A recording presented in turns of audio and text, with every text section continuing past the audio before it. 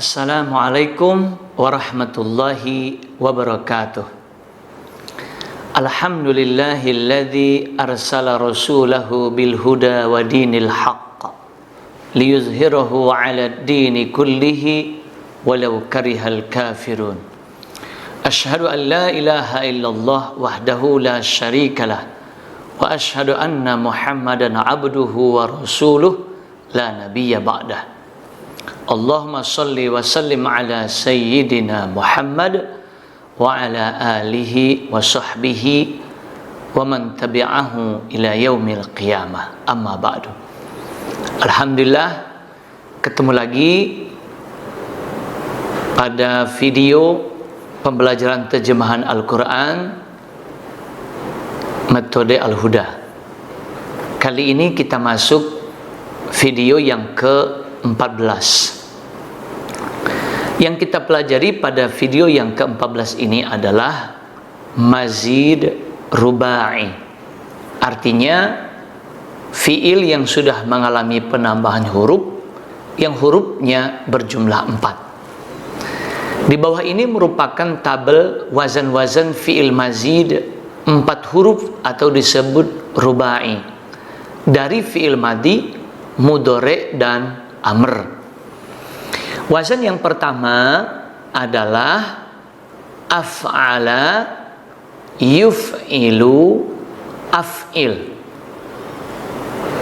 Wazan yang kedua fa'ala, yufa'ilu, fa'il. Dan wazan yang ketiga adalah fa'ala, yufa'ilu, fa'il. Jadi untuk mazid rubai ini terdapat 3 wazan, mulai dari madi, kemudian mudhari, lalu amrnya. Catatannya, cara menentukan wazan dari fi'il mazid baik madi, mudhari maupun amr sama dengan mujarrad.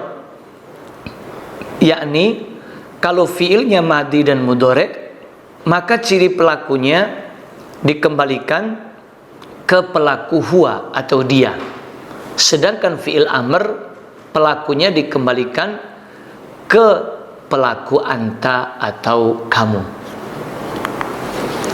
Contoh nomor 1, anzarta, artinya engkau memberi peringatan. Ciri pelaku engkaunya adalah tak di akhir kata. Dan ini termasuk fi'il madi karena ciri pelakunya di akhir kata. Karena pelakunya kamu atau anta, maka kita kembalikan dulu ke pelaku dasar huwa. Menjadi anzaro. Dengan cara taknya dibuang, lalu ro-nya berharokat fathah sebagai ciri pelaku huwa. Ketika kita sudah mengembalikan fiilnya ke pelaku dasar huwa menjadi anzaro, maka kita tentukan wazannya menjadi af'ala. Kenapa wazan anzaro adalah af'ala?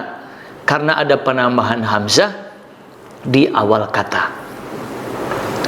Kemudian contoh yang kedua, tunziru, artinya kamu atau engkau memberi peringatan. Yang menunjukkan kamu pada kata tunziru adalah tak di awal kata. Dan ini termasuk fi'il mudhari karena ciri pelakunya berada di awal kata. Karena fi'il mudhari tunziru pelakunya adalah anta atau kamu, maka kita kembalikan ke pelaku dasar huwa menjadi yunziru dengan cara taknya diganti ya. Nah, ketika kita sudah mengembalikan fiilnya ke pelaku dasar huwa menjadi yunziru, maka kita tinggal tentukan wazannya adalah yuf'ilu. Lalu contoh yang ketiga, anzilu, artinya turunkanlah kalian. Ciri kalian pada fiil anzilu adalah waw sukun dan alif di akhir kata. Karena mengandung arti lah, yaitu turunkanlah, maka ini termasuk fi'il amr. karena fi'il amr ini pelakunya antum atau kalian dengan ciri waw alif, maka kita kembalikan ke pelaku dasar anta dengan cara membuang waw alif lalu mensukunkan huruf terakhirnya lam, maka menjadi anzil. Ketika kita sudah mengembalikan pelaku dari fi'il anzilu ke pelaku dasar anta menjadi anzil, maka wazannya adalah af'il. Jadi begitulah cara kita menentukan wazan dari sebuah fi'il, apakah madi, mudhari maupun amr. Kalau madi dan mudhari kita kembalikan ke pelaku dasar huwa, sedangkan amr ke pelaku anta. Keterangan tambahan, berbeda dengan mujarrad yang perubahannya dari madi ke mudhari mengacu pada kamus, fi'il yang mazid baik rubai, khumasi maupun sudasi polanya sudah pasti. Jadi ketika kita mengetahui salah satu bentuk fi'il, maka kita bisa mengetahui atau mengubahnya ke bentuk fi'il yang lainnya. Misalnya kita mengetahui fi'il madi, maka kita bisa mengetahui fi'il mudhari dan amrnya, karena masing-masing fi'il untuk yang mazid sudah ada polanya dan itu sudah pasti. Contohnya allamta, artinya kamu mengajarkan. Pada kata allamta mengandung arti kamu, dicirikan dengan tak di akhir kata. Karena ciri pelakunya di akhir kata yaitu tak, maka ini termasuk fi'il madi. Nah, fi'il madi allamta ini pelakunya anta atau kamu, maka kita kembalikan ke pelaku dasar huwa menjadi allama dengan cara membuang tak, lalu huruf akhirnya mim kita beri harokat fathah, karena itu ciri pelaku dasar huwa menjadi allama. Dan wazan dari allama adalah fa'ala. Meskipun kita baru mengetahui satu bentuk fi'il, tetapi kita bisa mengetahui bentuk-bentuk fi'il lainnya dengan mengetahui wazan atau pola yang sudah kita pelajari. Nah, untuk mengubahnya dari satu fi'il menjadi fi'il yang lain, maka kita masukkan ke dalam wazan dengan cara mengubahnya.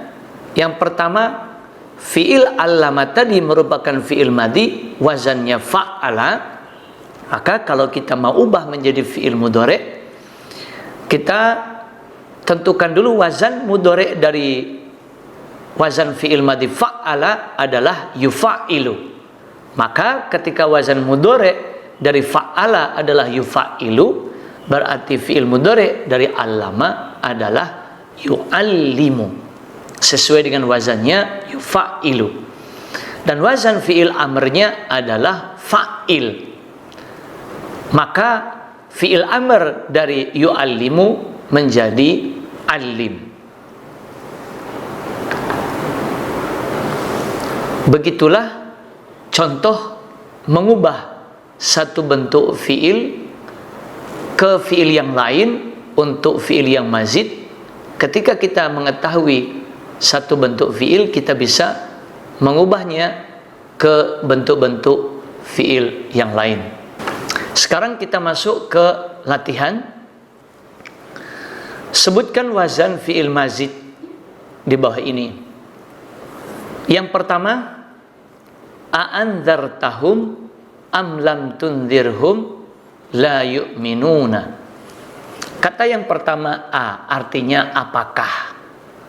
Yang kedua dan ketiga tulisan katanya bersambung, yaitu anzartahum. Kata yang pertama anzarta artinya engkau memberi peringatan, yang menunjukkan arti engkaunya adalah tak di akhir kata. Kemudian yang kedua hum artinya mereka. Kata yang keempat am artinya atau. Lalu yang kelima lam artinya tidak. Keenam tundir artinya engkau memberi peringatan, yang menunjukkan engkau pada kata tundir adalah tak di awal kata. Yang ketujuh hum artinya mereka. Yang kedelapan la artinya tidak. Dan yang kesembilan yu'minuna, artinya mereka beriman. Pada kata yu'minuna mengandung arti mereka dicirikan dengan huruf ya di awal kata dan waw sukun serta na di akhir kata. Yang kita bahas pada latihan yang pertama ini adalah fi'il anzarta, yang artinya engkau memberi peringatan. Yang menunjukkan engkaunya adalah tak di akhir kata. Karena ciri pelakunya di akhir kata, maka ini termasuk fi'il madhi. Dan untuk menentukan wazannya, ciri pelaku anta kita buang terlebih dahulu untuk mengembalikannya ke pelaku dasar huwa menjadi anzaro. Taknya dibuang, huruf ro terakhir kita beri harokat fathah menjadi anzaro. Dan fi'il madhi anzaro ini wazannya adalah af'ala dengan penambahan huruf hamzah di awal kata. Kemudian latihan yang kedua, yukhadi'unallaha walladzina amanu. Kata yang pertama, yukhadi'una, artinya mereka hendak menipu. Pada kata yukhadi'una mengandung arti mereka, dicirikan dengan huruf ya di awal kata dan waw sukun serta na di akhir kata. Kemudian kata yang kedua, Allah, artinya Allah. Yang ketiga, wa, artinya dan. Yang keempat, alladzina, artinya orang-orang yang. Dan yang kelima, amanu, artinya mereka beriman. Pada kata amanu mengandung arti mereka dicirikan dengan waw sukun dan alif di akhir kata. Yang kita bahas pada latihan kedua ini adalah yukhadi'una, yang artinya mereka hendak menipu. Ciri mereka pada kata yukhadi'una adalah huruf ya di awal kata dan waw sukun serta na di akhir kata. Karena ciri pelakunya ada huruf ya di depan, maka ini termasuk fi'il mudhari'. Namun pelaku dari fi'il mudhari' yukhadi'una adalah hum.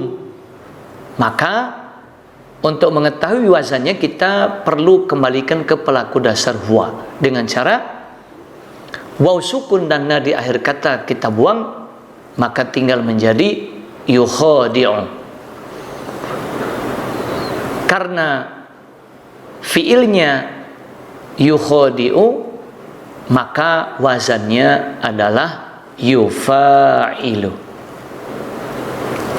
Kemudian kita lanjut latihan yang ketiga, wabashshiril ladzina amanu wa 'amilus sholihati anna lahum jannatin. Kata yang pertama wa artinya dan, yang kedua basyir artinya berilah kabar gembira, lengkapnya berilah kabar gembira kamu.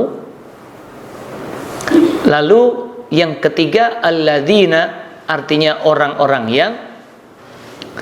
yang keempat amanu artinya mereka beriman, ciri merekanya waw sukun dan alif.